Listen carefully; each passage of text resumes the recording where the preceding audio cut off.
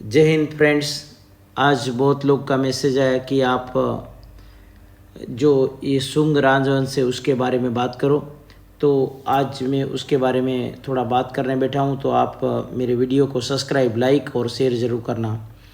देखो, भारत के अंदर बहुत सारे राजा उन्होंने राज्य किया और उसमें से जो कुछ राजाओं की जो बात है वो बात कुछ अलग है।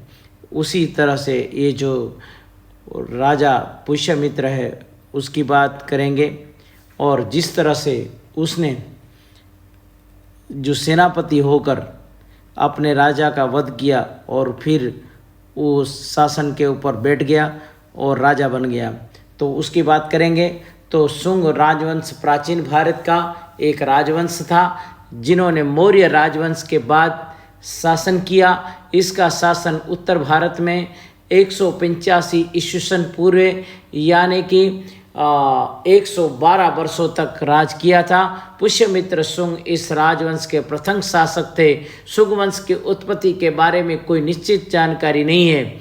शुंग उज्जैन प्रदेश के थे जहां इनके पूर्वज मौर्यों के प्रधानमंत्री और सेनापति हुआ करते थे।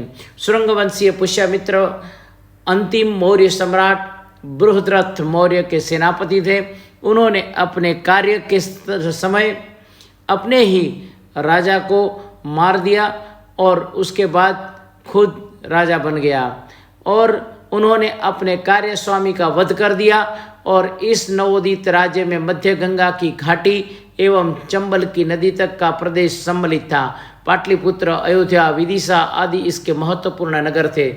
दिव्यदान एवं ताराना के अनुसार जलंधर और साकल नगर भी इसमें सम्मिलित थे।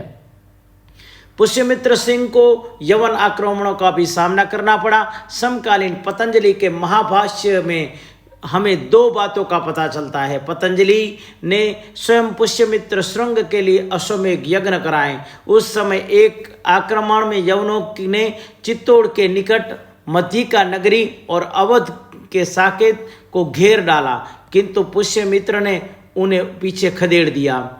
और गंगा संहिता के युग पुराण में भी लिखा है कि दुष्ट पराक्रमी यवनों ने साकेत, पांचाल और मथुरा को भी जीत लिया। कालिदास के मल्लिका मित्र नाटक में उल्लेख आया है कि यवन आक्रमण के दौरान एक युद्ध सिंधु नदी के तट पर हुआ और पुष्यमित्र के पोते और अग्निमित्र के पुत्र वासुमित्र ने इस युद्ध में विजय प्राप्त की। इतिहासकारों का सिंधु नदी की पहचान के सवाल पर एक मत नहीं है। इसे राजस्थान की काली सिंधु जो चंबल की सहायक नदी है वो और आज की तारीख में सिंधु जो यमुना की सहायक नदी है या पंजाब की सिंधु आदि कहा गया है, किंतु इस नदी को पंजाब की ही सिंधु माना जाना चाहिए क्योंकि मल्लिका मित्र ने विदिशा में यह नहीं बहुत दूर थी। शायद इस युद्ध का कारण यवनों द्वारा अश्वमेध के घोड़े को पकड़ लिया जाना था। इसमें यवनों को पराजित करके पुष्यमित्र ने यवनों को मगध से प्रविष्ट होने से रोक दिया था।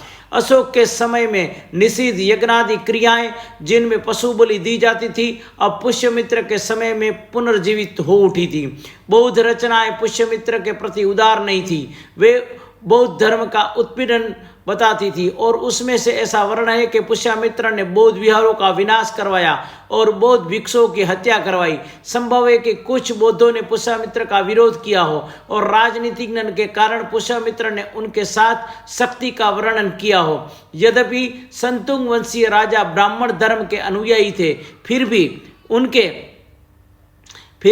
राज्य में भरपूर स्तूप का निर्माण और सांची स्तूप की वेदिकाएं बनवाई थी। पुष्यमित्र शुंग ने लगभग 36 वर्ष तक राज्य किया। उसके बाद उसके उत्तराधिकारियों ने ईसा पूर्व 75 तक राज्य किया, किंतु ऐसा प्रतीत होता है कि शुंगों का राज्य संकुचित होकर मगध की सीमाओं तक ही रह गया। उसके उत्तराधिकारियों कंडव भी ब्राह्मण वंश के थे। शुंग वंश का शासन संभवतः ईस्वी पूर्व 185 से पूर्व 100 तक बढ़ता जा रहा है। और इसी पुष्यमित्र शुंग ने जो बुद्ध स्तूपों का जो निर्माण भी कराया और उसका जीर्णोद्धार भी कराया था।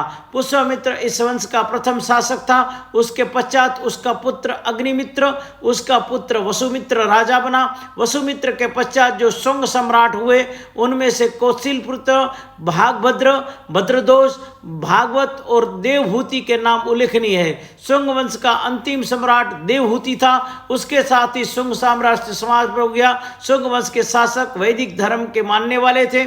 इसके सामने भागवत धर्म की विशेष उत्पत्ति हुई।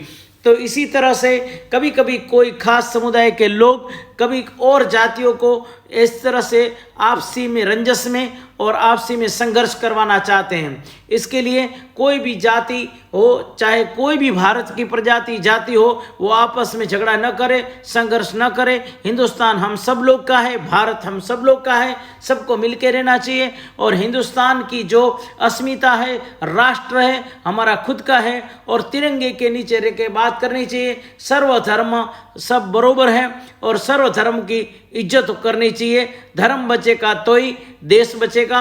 इस तरह के हम हिंदुस्तान के निवासी हैं, हम भारतवासी हैं और हम अगर आपस में एक दूसरे से प्यार और मोहब्बत करेंगे तो हमारा तिरंगा आबाद रहेगा। जय हिंद, जय मां भारती।